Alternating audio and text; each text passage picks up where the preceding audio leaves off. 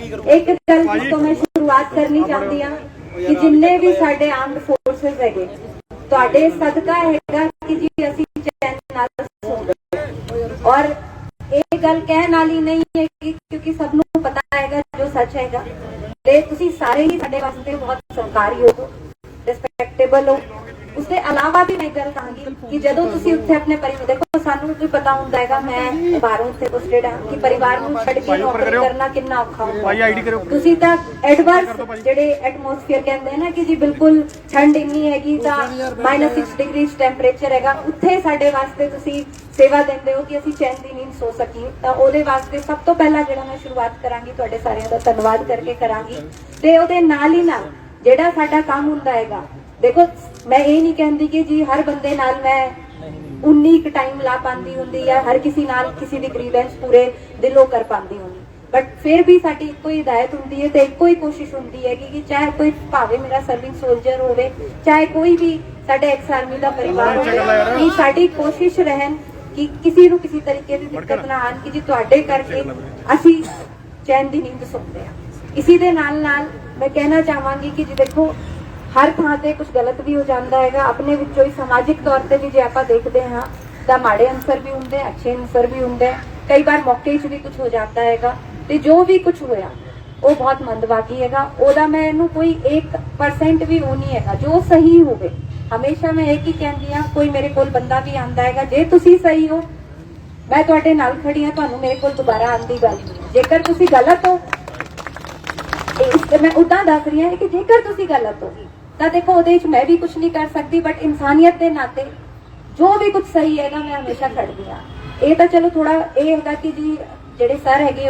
Army च इन्नी रिस्पैक्टेबल position ते है उन्होंने फैमिली साडे नाल है मैं मिली भी हाँ जेकर मेरा ये मनना है कि जी चाहे कोई भावे आम आदमी भी हो एज डिस्ट्रिक्ट एडमिनिस्ट्रेशन मेरी जिम्मेदारी हैगी और हमेशा मैं एक गल कहती हाँ जो मैनू जानते भी होने सुनते भी होने कि जिहदा कोई नहीं हुंदा ओहदे वास्ते डिस्ट्रिक्ट एडमिनिस्ट्रेशन हुंदा है चाहे वो भावे बच्चा होवे बुजुर्ग होवे वल्लेबर सैक्शन होवे वो मेरी जिम्मेदारी एज डिस्ट्रिक्ट हैड हुंदी है इहनूं असीं मंनदे भी हां साडी कोशिश भी रहिंदी है किथे कमी भी रह जाती है तो असीं माफी भी मंगदे हां कि जी इन्ना कुछ असीं नहीं कर पाते हैं बट ये साडा मोरल रिस्पॉन्सिबिलिटी है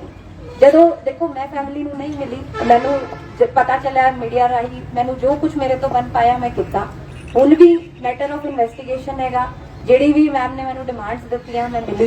जिन्नी भी मैनूं लगी मैं मेरे तो जिन्ना बन पा सकता सीगा कि जो मेरे बस है देखो हर किसी की एक दायरा है कि एज डिस्ट्रिक्ट मजिस्ट्रेट मैं की कुछ कर सकती हाँ उस तो आगे की किसकी कैपेसिटी है जो कुछ मेरे को सीगा मैं इन्हों कल तक कराया कि जी ये सारी पावर मेरे को हैगी and I stand by what's right investigation जो आंदा है एंड देखो एज इत्थे बह के डीसी जनरली मतलब मैं ये नहीं कह रही कि मैं कोई इतने आके बड़ा काम किया है धरनिया तुसी भी नहीं देखा होना कि डिस्ट्रिक्ट मजिस्ट्रेट तो ऊपर डीसी तो ऊपर कोई नहीं होता पर मेरा पर्पज ही सीधा आन का ये गल सीगी कि जी तुसी साडे रिस्पैक्टेबल बंदे हो ते मेरा आन का भी सिर्फ एक ही पर्पज सीगा कि मैसेज सारियां नूं क्लीयर जाए कि जो भी कुछ होगा फेयर ट्रांसपेरेंट मैनर होगा जो भी इन्वेस्टिगेशन होनी है बिल्कुल ठीक होगी आई विल इंश्योर इट जो कुछ मेरी कैपेसिटी होगा जो सही होगा ਉਹਦੇ ਨਾਲ मैं खड़ांगी ਤੇ मेरी सारिਆਂ ਨੂੰ बेनती है कि परिवार ਨੂੰ बेनती है देखो मैं ये नहीं कह सकती कि मैं समझती हाँ या कि मैं उसके थ्रू नहीं गई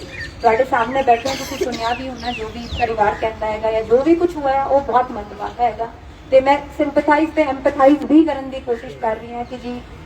जो नहीं होना चाहिए सीगा जो होया ਉਹਦੇ बारे कार्रवाई जो है वो चलती पई हैगी इन्वेस्टिगेशन जो सही होगा वो होगा जो इन्होंने डिमांड्स दित्तियां जिन्नी मेरे लेवल की सी मैं पूरी करके आई हाँ क्योंकि मैनू ये नहीं सीगा कि मैं आके कहा कि जी मैं कल कर दांगी मैं परसों कर दांगी जो मैं ही बैठी हाँ इतने तुहाडे सामने आई हाँ तो जो मेरे तो हो सकता है मैनू करके आना बनता सीगा जो मेरे तो बाहर दी हैगी मैं अपने उच्च अधिकारियों को फॉरवर्ड करती हैगी बट मेरी तुहानू मतलब इन्होंने मैनू भैन बोलिया है सिस्टर बोलिया है मैं इन्हों भी रिक्वेस्ट करती हाँ देखो सारियां नू मेरी एक ही बेनती है कि तुसीं बुजुर्ग भी मेरे हो मेरे वड्डे भी हो तुहाडे विचों ही मैं बैठी हाँ इत्थे कोई ये नहीं है कि कुछ वड्डा है एज डिस्ट्रिक्ट मजिस्ट्रेट मेरी बेनती है तुहानू सारियां नू कि जी जो होगा ठीक होगा ਬਟ ਅਸੀਂ ਵੀ ਫੈਮਿਲੀ ਨਾਲ ਖੜੇ ਹਾਂ, ਤੁਸੀਂ ਵੀ ਖੜੇ ਹੋ। ਬਟ ਮੇਰੀ ਬੇਨਤੀ ਜਿਹੜੇ ਆਦਮੀ ਛੱਡੇ ਉਹ ਵੀ ਵਿੱਚ ਲੈਣੇ ਚਾਹੀਦੇ ਨਹੀਂ, 8 ਆਦਮੀ ਛੱਡੇ ਨਹੀਂ, ਕੋਈ ਨਹੀਂ ਛੱਡੇ। ਮੇਰੀ ਬਸ ਇੰਨੀ ਕੀ ਬੇਨਤੀ ਹੈ ਸਾਰਿਆਂ ਨੂੰ ਕਿ ਕਾਈਂਡਲੀ ਮੇਰੇ ਕਹਿਣ ਤੋਂ ਤੁਹਾਡੀ ਬੱਚੀ ਦੀ ਵਰਗੀਆਂ, ਤੁਹਾਡੀ ਭੈਣ ਵਰਗੀਆਂ, ਕਿ ਕਾਈਂਡਲੀ ਆਪਾਂ ਮੋਰਚਾ ਖਤਮ ਕਰੀਏ। ਸਿਰਫ और सिर्फ मेरी कोई गल नहीं, आप बैठिए। मेरी आप जी ਨੂੰ रिक्वेस्ट है कि मेरी गल सुनो। ਆਪਾਂ ਮੋਰਚਾ ਆਪਾਂ ਇੰਨੀ ਮੈਂ ਤੁਹਾਨੂੰ ਦੱਸਿਆ ਜਦ ਤੱਕ ਤੁਸੀਂ ਮੋਰਚਾ ਨਹੀਂ ਕੀਤਾ ਤਬ ਤੱਕ ਰਾਤੀ FIR ਨਹੀਂ ਹੋਈ। ਮੈਡਮ ਕਰਨਾ ਚਾਹ ਰਹੇ ਸੀ ਬਟ ਮੈਡਮ ਦੇ ਹੱਥ ਤੇ ਨਹੀਂ ਸੀ, ਮਗਰ ਮੈਡਮ ਦੇ ਹੱਥ ਤੇ ਨਹੀਂ ਹੈ। ਜਦੋਂ ਡੀਸੀਆਂ ਦੀ ਪੋਸਟਿੰਗ ਰਾਤੋਂ ਰਾਤ ਕੱਢ ਦਿੰਦੇ ਹਨ ਤੇ ਇੱਕ SP ਦੀ ਪੋਸਟਿੰਗ ਨਹੀਂ ਕੱਢ ਸਕਦੇ ਭਗਵੰਤ ਮਾਨ ਸਾਹਿਬ। ਦੂਜੀ ਗੱਲ, CBI ਦੀ ਇਨਕੁਆਇਰੀ ਨੂੰ ਖਾਲੀ ਇੱਕ ਲੈਟਰ ਤੇ ਲਿਖਣਾ ਹੈ ਕਿ CBI ਇਨਕੁਆਇਰੀ ਇਜ਼ ਮਾਰਕਡ। ਇੰਨਾ ਲਿਖਣ ਦਾ ਟਾਈਮ ਨਹੀਂ ਹੈ ਸਰਕਾਰ ਕੋਲ ਸਾਡੇ ਲਈ। ਠੀਕ ਹੈ, ਤੇ ਆਪਾਂ ਇੱਥੋਂ ਇਹ ਦੋਨੋਂ ਮੰਗਾਂ ਖਤਮ ਹੋਣ ਤੋਂ ਬਗੈਰ ਨਹੀਂ ਉਠਾਂਗੇ।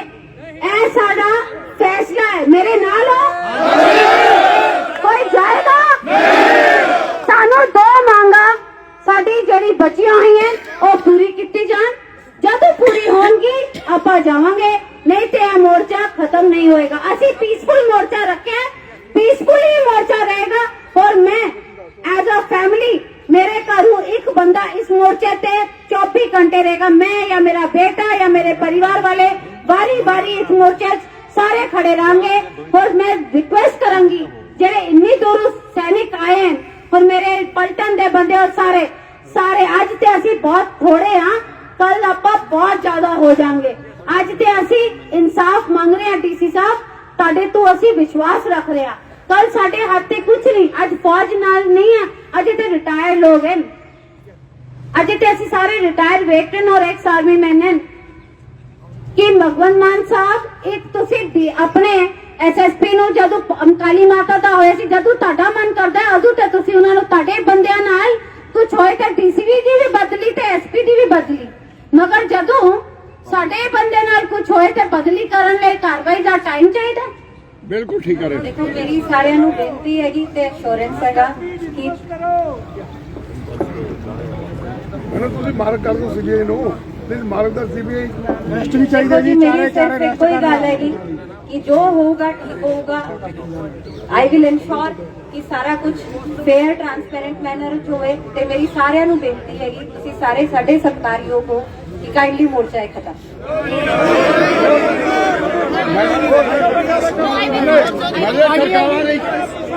ਸਰਕਾਰਾਂ ਦੇ ਅੰਦਰ ਤੁਸੀਂ ਚੱਲ ਰਹੇ, ਸਰਕਾਰਾਂ ਨੇ ਨਹੀਂ ਕਰ।